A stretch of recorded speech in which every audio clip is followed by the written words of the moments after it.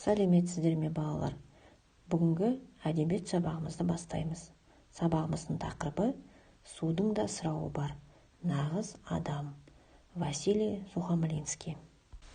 Бүгінгі сабағымыздың мақсаты кейіпкерлердің іс-әрекеті, мінез-құлқының өзгеру себептерін мәтіннен дәлелдер келтіріп бағалау. Сабағымызды бастамас бұрын мен сізге жұмбақ жасырамын. Аяғы жоқ, қолы жоқ, бірақ тыныш тұрмайды. Сақтамасан қорын тек, барша тірлік қурайды. Иә, балалар, жұмбақтың шешуі су. Ендеше балалар, су туралы видео көрейік. Су тіршілік көзі. Сәлем, мен Русланмын. Мен мектепке жиналғанда, немесе достарыммен далаға ойнауға барғанда, әрдайым өзіммен бірге су алып жүремін. Неліктен екенін білесіңдер ме? Су өте маңызды элемент. Сусыз жер бетіне өмірде болмайды. Біздің организміміз 60%-ға дейін судан тұрады. Бірақ судың организмдегі мөлшері тұрақты емес. Су біздің денемізден келесі жағдайларда шығады.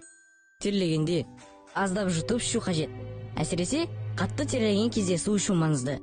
Біз келесі жағдайларда терлейміз: белсенді ойындар кезінде, спортпен айналысқанда, немесе үйді жинағанда, далада немесе бөлмеде ыстық болғанда, ауырған кезде. Естерінде болсын, ыдыстағы суды күнде ауыстыру қажет. Және суды ауыстырған кезде әрдайым ыдысты таза сумен шаю қажет. Менің әрдайым өзімен бірге су алып жүруімнің себебі енді түсінікті болар. Суды көп ішу қажет. Сонда денсаулық. Оқулықта берілген тыйым сөздерге тоқталайық. Бірінші, судың да сұрауы бар. Екінші, су бергеннің сауабы бар. Үшінші, су төккеннің жауабы бар. Бұл берілген тыйым сөздерді қалай түсінесіңдер?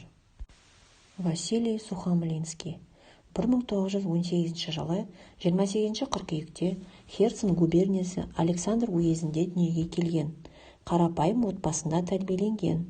Ол Полтава педагогикалық институтын 1936 жылы бітіріп, орта мектептерде мұғалім болған. Оның ұлы Махат, ата-аналар педагогикасы, тағы басқа шығармалары бар. Бүгін біздер нағыз адам шығармасымен танысамыз.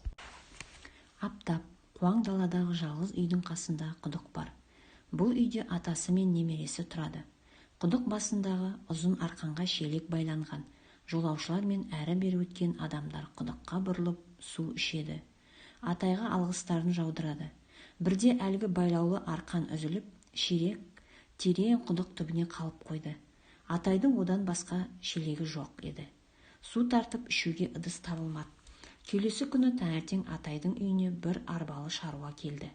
Арбадағы сабаның астында шелегі көрініп жатыр екен.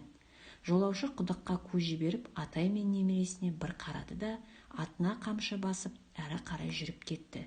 Бұл не қылған адам, деп сұрады немересі атасынан. Бұл адам емес, деді атасы. Түске таман Атайдың үйінің тұсынан екінші жолаушы өтіп бара жатты. Ол арбасындағы сабаның астынан шелегін алып арқанға байлады да құдықтан су тартты. Өзі қанғанша ішіп, Атай мен немересінің де шөлін қандырды. Қалған суды құрғақ құмға төге салды да шелегін қайтадан сабан арасына салып жүріп кетті. Бұл не қылған адам, деп сұрады немересі атасынан. Бұны да әлі адам деуге болмайды, деді атасы. Кешке қарай Атай үйінің маңына тағы бір кісі тоқтады. Ол арбасынан шелегін алып арқанға байлады. Су тартып, сусынын қандырды. Содан соң алғысын айтып жүріп кетті. Ал шелегі құдық басында арқанға байланған қалпында қала берді. Бұл қандай адам, деп сұрады немересі. Міне, бұл нағыз адамның өзі, деп жауап берді атасы. Нағыз адам мәтіні бойынша сәйкестендіру тапсырмасын орындаймыз. Бірінші жолаушы қандай адам? Бұл адам емес.